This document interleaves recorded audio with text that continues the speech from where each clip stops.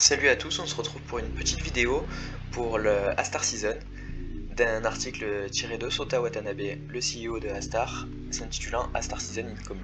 Astar Season is coming parce que en fait il y a à peu près 15 nouveaux projets là, qui vont se lancer sur Astar en ce mois d'avril et on va essayer ensemble de tous les détailler. Starlay et AirSwap sont déjà deux projets qui sont déjà live sur Astar. Il faut savoir que actuellement Starlay est le protocole de défi sur l'ensemble de la blockchain Polkadot qui a la plus grosse total value locked, donc c'est l'ensemble de valeurs qui est bloqué sur le protocole et il s'élève actuellement à 300 millions de dollars. Starlay prévoit de lancer prochainement son IDO. Cet IDO aura lieu sur le launchpad de AirSwap en avril.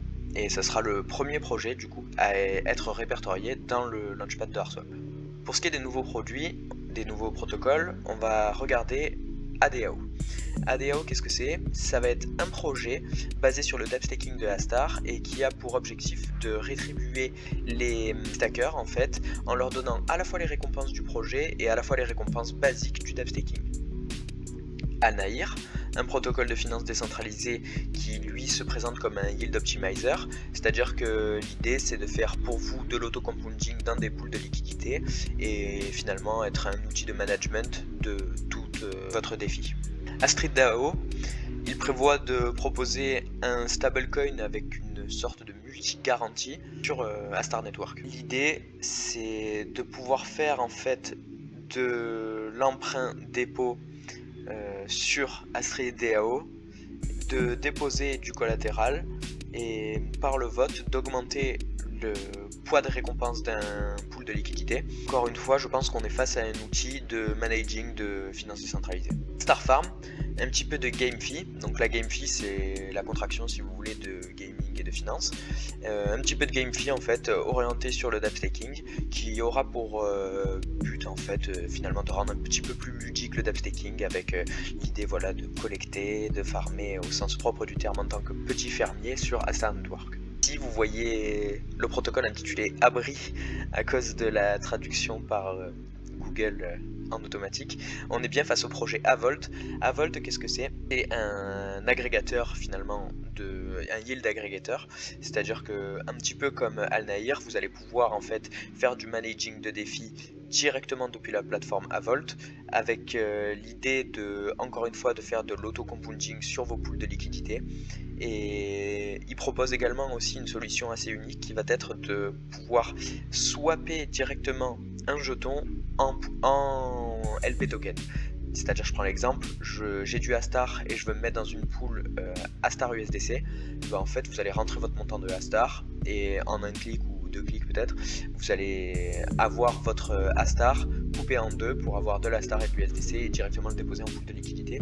Ça peut être bien pratique si ça marche comme il faut. Kagla, on n'a pas encore beaucoup d'informations dessus. On sait que leur objectif c'est d'être un outil de swap de stablecoin avec peu de frais et eux ce qu'ils proposent surtout c'est d'avoir un taux de slippage. Le slippage c'est ce qui est imposé à l'utilisateur au moment où il fait des swaps. Généralement ça lui fait perdre de l'argent.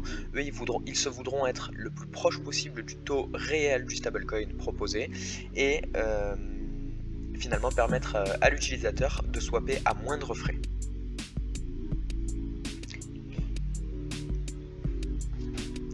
Finance, on n'a pas beaucoup d'informations dessus. On sait qu'ils veulent prendre en charge en fait le fonctionnement du V-token sur Astar et augmenter en fait, essayer d'améliorer les récompenses des liquidity providers dans les différents DEX et plateformes de prêt et dépôt et emprunt sur le réseau Astar. Orcus, un protocole ambitieux qui a pour objectif de livrer en fait à la blockchain Astar un stablecoin à algorithme fractionnaire.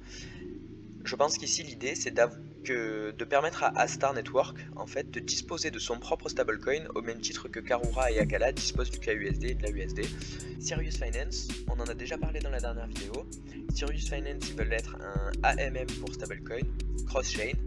Ils ont fini leur bêta et ils ont mis un tweet aujourd'hui avec une petite documentation qui vous permet de vous retrouver votre adresse si vous êtes éligible ou pas au airdrop suite à la bêta.